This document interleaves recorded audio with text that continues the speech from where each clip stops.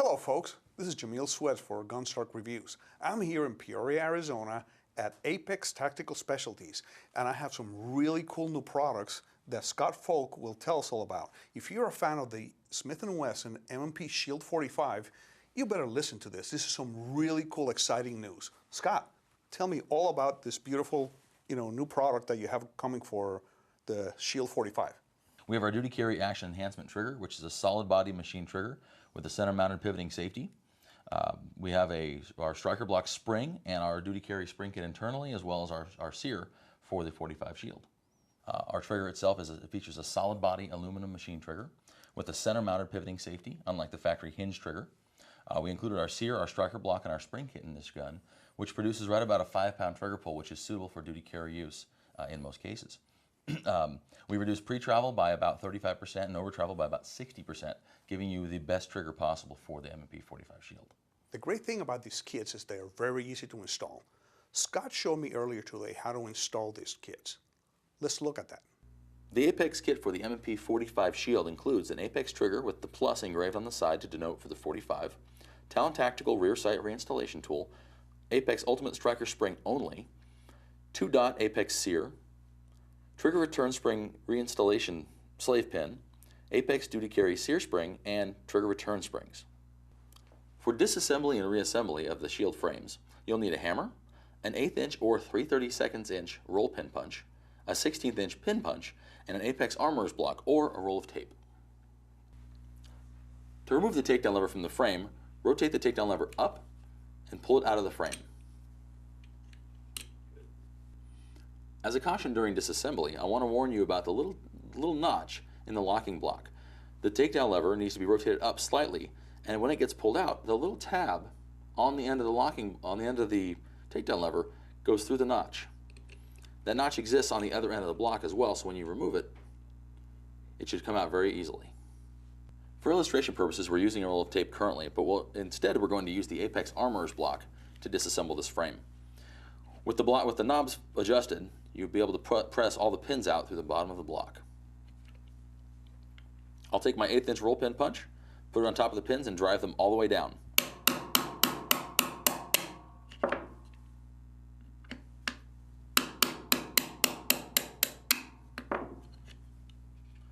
From here, I'll remove the block and set the pins aside. The trigger itself is not under much tension, so I should be able to press the trigger bar pivot pin all the way out. If I can't, I'll just pull it out the bottom. To remove the sear housing block, first I'll press and hold the trigger in the down position. I'll take my pin punch and place it between the frame and the slide rail on the sear housing block. I'll press in and use that to wedge the sear housing block up. Once it's up and out, I'll grab onto the sear housing and wiggle it and pull it out of the frame, disconnecting it from the trigger bar. To remove the locking block and trigger, turn the frame over and pull the locking block up out of the frame. It should slide up and forward. At the same time, your slide lock lever should come out as well. Occasionally, it'll pop right off because it's under spring pressure. This is completely normal. With the locking block and sear housing block out of the frame, grab the trigger bar and pull it out of the frame.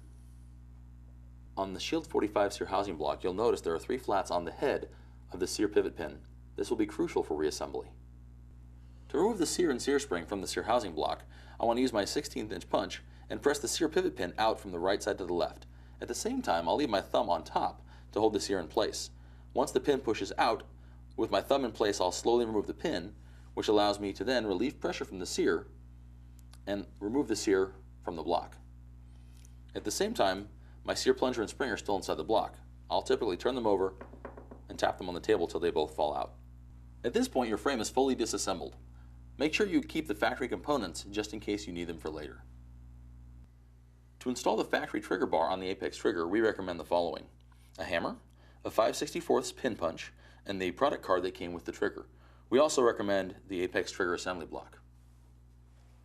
To install the trigger bar into the trigger, take the trigger, insert it into the slot, and you should click the trigger bar over the pin inside the trigger body. At this point, I've cut off a piece of my product card that came with the trigger, and I'll wedge it inside the trigger body between the trigger bar and the outer wall of the trigger. This is used as a spacer to prevent crushing when I install it in the vise. with the trigger and trigger bar in the right position with the spacer in, I'll put it into the smooth jaws of my vise. I'll clamp down until I just touch. And from here, I'll move the trigger bar up and down and make sure it's in position as I press the pin in place. You should feel the pin going as the trigger bar still continues to move. I'll go until the smooth jaw of the opposite side just touches the trigger body. Do not over torque or you will crush the trigger. I'll remove it from the vise jaws, and now the pin's sticking up ever so slightly from the surface. From here, I'll go to the anvil of the vise. I'll use my product card to prevent wear. I'll take my pin punch and my hammer, and I'll set the punch on top of the pin and just tap it down to make sure it's just below flush on the body. Might take a couple of tries, but be cautious about it and you won't damage the trigger body. From here, we're fully assembled and the trigger bar articulates smoothly. All Apex trigger return springs come with a felt core. We recommend a drop of any gun-grade oil be applied to that before installation. This will help attenuate recoil and dampen vibration. To install the trigger return spring, take the small end of the spring with the hook in the down position, hook the end of the spring over the trigger bar and into the hole behind the trigger. Once it's there, we roll the return spring up into the trigger body into position for assembly. You'll notice that the opening on the trigger bar in the trigger loop is in the up position when it's installed into the trigger body. This is the proper position for installation. With the trigger return spring in position, we'll take the green slave pin, which is bright green so you can find it if you drop it on the ground. Take the beveled end, put it in from the left side of the trigger to the right, and make sure it captures inside the trigger return spring as you put it in. When installed, it should sit flush to the outside of the trigger body. If not, I use the side of my punch to seat it in position. From here, I'll hold around the pin and I'll pull the trigger bar down and make sure the trigger return spring flexes. At this point, the trigger bar is ready to be reinstalled into the frame. The first step of reassembling the frame is reassembling the sear housing block. Before we get started, I want to point out the differences between the Apex 2-dot sear and the factory MEM sear. The Apex sear has 2 dots machined on the rear. The factory sear is typically silver in color and has a larger hole at the back. When working with such small components, we recommend taking your time and making sure you get it right. Make sure you have plenty of light and take a deep breath and take your time. I'll start with the sear spring. I'll put it on the end of my pin punch and I'll fish it into the hole into the sear housing block. Once I get it in place, I can push the spring down just where it sits. You don't want to compress the spring at this point. My pin punch happens to be magnetic, so I'll try to pick up the tip of the plunger and put it on top of the spring. Once I have that in position, I can set the sear on top and put the sear pin through from the left to the right. When installing the sear pin on the 45 shield, you'll have to align the 3 flats on the pin to the ejector. What I'll do is I'll press the pin out slightly so I can get a hold of it with my fingers, rotate it into what looks like the right position, and then I'll press the pin all the way down. When it's all the way in, it should seat sub-flush on the left side. From here, we'll install the slide lock lever onto the locking block by pushing it up underneath the spring and pushing it into the forward position. At this point, you can see through the hole. At this point, we'll install the trigger bar and trigger into the frame as well as the locking block. The trigger goes in first and goes all the way down into its mortise. We'll take the locking block with the assembled slide lock lever. We'll set it on top. We'll slide the locking block all the way down until it's in position. Sometimes the trigger needs to get moved around to allow that to happen. From here, we're going to try to look into the hole in the frame where the trigger pivot pin goes and try to see that green slave pin through the hole. Once you can see the green slave pin in position, you should see a full circle inside the hole. At this point, you may need to depress the trigger safety and trigger to get it to align. From here, I'll take the trigger pivot pin, put it in the frame, and try to press it all the way through. You may have to wiggle the safety in the trigger to get it in place. Once it's aligned, you'll feel it start to shoot through, and at this point, the slave pin will normally pop right out. Continue pressing until it's all the way in the position. Normally, you don't need to use a hammer, and whatever you do, don't force it. To install the complete sear housing block, I recommend pulling the trigger and safety all the way down and holding the trigger bar up and to the right side of the frame. At this point, I'll take the sear housing block and I'm going to put the extension of the trigger bar, this little piece at the back, into the notch on the side of the sear housing block right below the sear cam lobe. Sometimes this takes a little bit of extra wiggling and jiggling to get it to go into position properly. Once there, you'll be able to lock the frame rails into position and drop it all the way down into the frame. If it doesn't go all the way down, turn it over and double check your sear pin hasn't popped out. If it has, like this one, push it back in and you'll be able to seat the sear housing block all the way down. At this point, we're ready to reinstall frame pins. I'll take my armorer's block and set the frame on top so I can reinstall my pins from the left to the right. I'll take either of the coil roll pins, put it in the hole, and I'll take my hammer and begin seating the pin down on top of the frame. Once I get within about a 1/4 inch, I'll take my coil roll pin punch and I'll final seat the pin where it's just flush with the frame.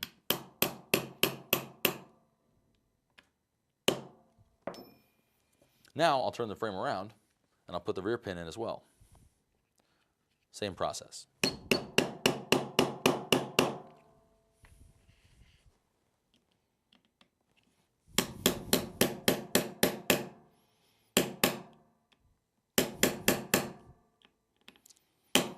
On the rear pin, you want to make sure it's just sub-flush of the frame.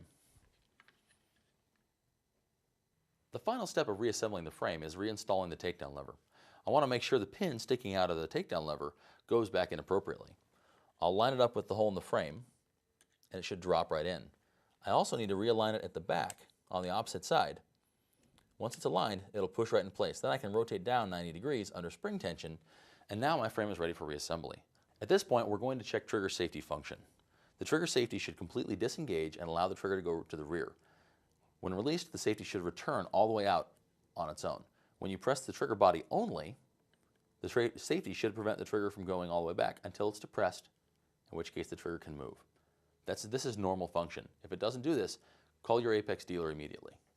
So now we're going to check the function of the sear itself. Make sure the yellow takedown lever is in the up position. When you pull the trigger, you should see the sear tip down in the firing position. From here, press the trigger bar to the side. You'll notice the sear pop back down and then release slowly till the trigger bar resets, and then re-engage to pull the sear up. I do this a few times just to double check that everything is functioning properly. At this point, your frame is ready for standard reassembly. For installation of the striker block kit, you'll need a hammer, an aluminum or brass punch or something non-marring, preferably wrapped in tape, a diamond lap, and a 1/16 Allen wrench. When removing the rear sight from the M&P shield, you're going to have to use a bench vise, and we recommend smooth jaws. What I like to do is I like to take the Apex product card that came with the item and I fold it in thirds to make a vise pad out of it. I'll put the slide into that, and I'll drop it down into the vise jaws and then clamp onto it. Be aware of crushing the slide with the vise. If you go too hard, you can crush the slide. The factory rear sight set screw uses a 1/16 Allen wrench to be removed. Because we're going to be hammering the sight out, I recommend complete removal of the screw at this point. From here, we need to remove the rear sight from the right to the left. I have my aluminum punch wrapped in tape. I'm going to put the punch right on the angle right at the back of the slide, right into the dovetail.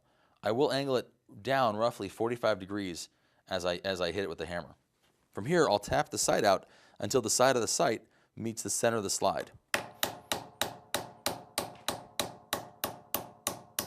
Be aware that sometimes the rear sights are very difficult to remove. I recommend a smaller hammer, such as a jeweler's hammer, for this process as opposed to a larger hammer.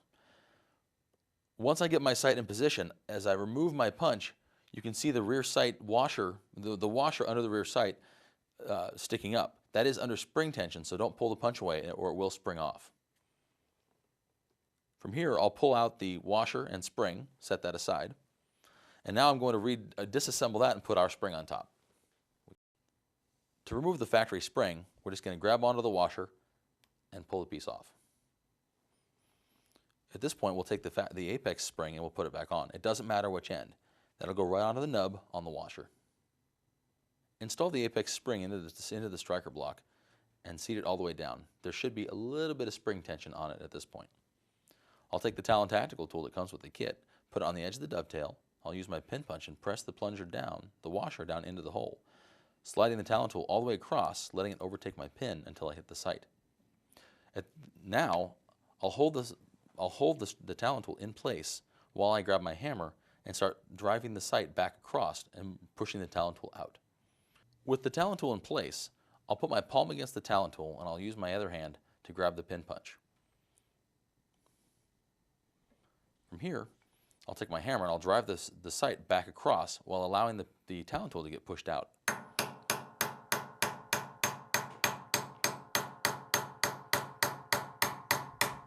Oops. And as I go, eventually the Talon tool will fall off the end, and now I can hold my pin punch on the other side and tap it across.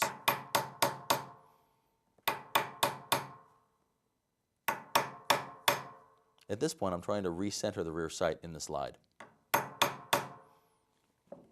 Recommend using calipers to measure from the side to the sight on both sides and get equal measurements to make sure your sight is recentered. Once you've done that, take your rear sight set screw, reinstall, torque it down till it's snug, which isn't a lot, and remove it, and you're finished. Once the rear sight's reinstalled, we want to do a safety check as well. We'll flip the slide over. We'll press on the striker from the back and make sure it does not protrude into the breech, which in this case it doesn't. I'll press the striker block down and press the striker up, in which case it does protrude into the breech. When I release the striker block and let go of the striker, it should pop back and re-engage the lock. As with any time you work on sights, you're going to want to go to the range and proof that make sure they're back on target. What you can do at the start is take a pencil mark from the sight to the slide and just mark it ever so slightly so you can realign it later. With the frame reassembled, we want to do a full function check. I'll press the trigger without pressing the safety in. See, the trigger will not fully move. I'll depress the safety, pull the trigger, and make sure it goes all the way down. From here, I'll reset the striker and double check again function. Once the striker drops, hold the trigger down, cycle the slide, release slowly for reset, and then re-engage and fire. Really cool, Scott. And then when is this product going to be available to the public? It's being released right now. Great. So you can call your dealer and ask for the trigger kit for the M&P Shield 45 from Apex Tactical Specialties. Absolutely. This is really cool. We're going to take this pistol to the range here pretty soon and run it through its paces, shoot a little bit, and just give the viewer, first-hand review and first-hand impressions on how this thing performs. Absolutely. Awesome. Well, thanks, Scott. Thank you. Thank you for everything.